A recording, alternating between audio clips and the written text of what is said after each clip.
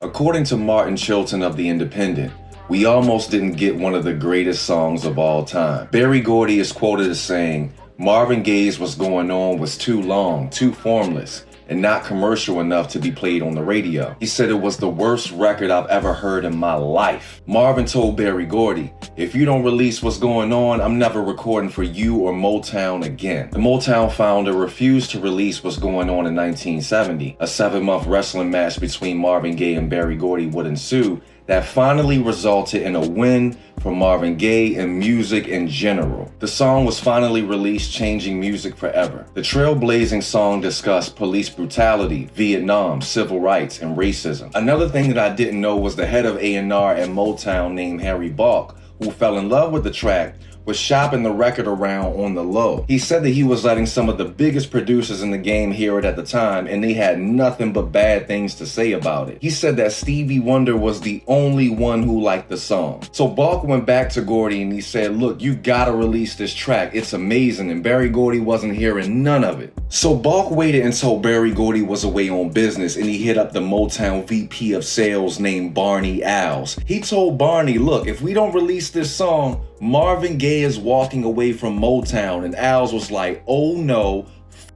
that. When the song hit store shelves, it did 2 million. Berry Gordy was like, oh, well, shit. All right, I'm with it. Berry Gordy then bet Marvin Gaye that he couldn't finish the entire album in 30 days. This would be another battle that Berry Gordy would lose.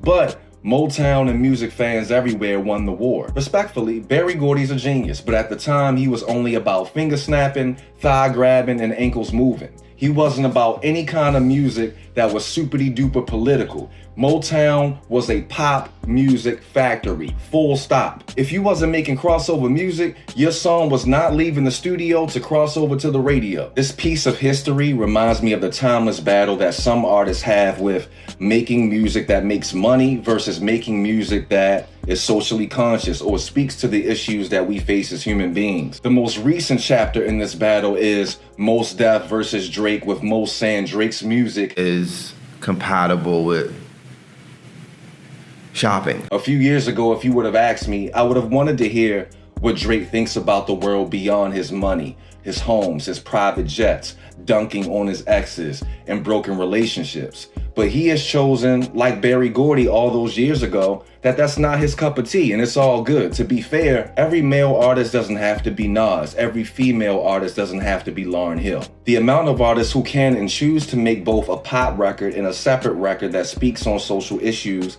is limited. The number gets even smaller when we talk about artists who can make a socially conscious record that can also be considered a big mainstream hit. Lauryn Hill's Doo-Wop comes to mind. Outkast B.O.B. comes to mind. We Gon' Be Alright, Kendrick Lamar comes to mind. It's like if you want to have a message, no pun intended, and also have that song top the charts, you have to kind of game the system. Aretha Franklin's song Respect became an anthem for feminism in the civil rights movement, but best believe if she was talking about these subjects in the song and it didn't make people want to dance, Motown was not going to sign off on it. The reason we know the song today is because regardless of any meaning that society later put on the song, it's a bop, point blank period. People can dance to it. You can take a song like B.O.B. at face value as simply an amazing song. It's after you dig into the meaning that you find out, oh shit, it's actually an anti-war anthem. In closing, where would we be without Marvin Gaye's What's Going On? Where would music be without Marvin Gaye's What's Going On? Help me go full-time by pledging $1 to my Patreon, link in bio. And Michael wants to say something to you. Go ahead, say it. Hi.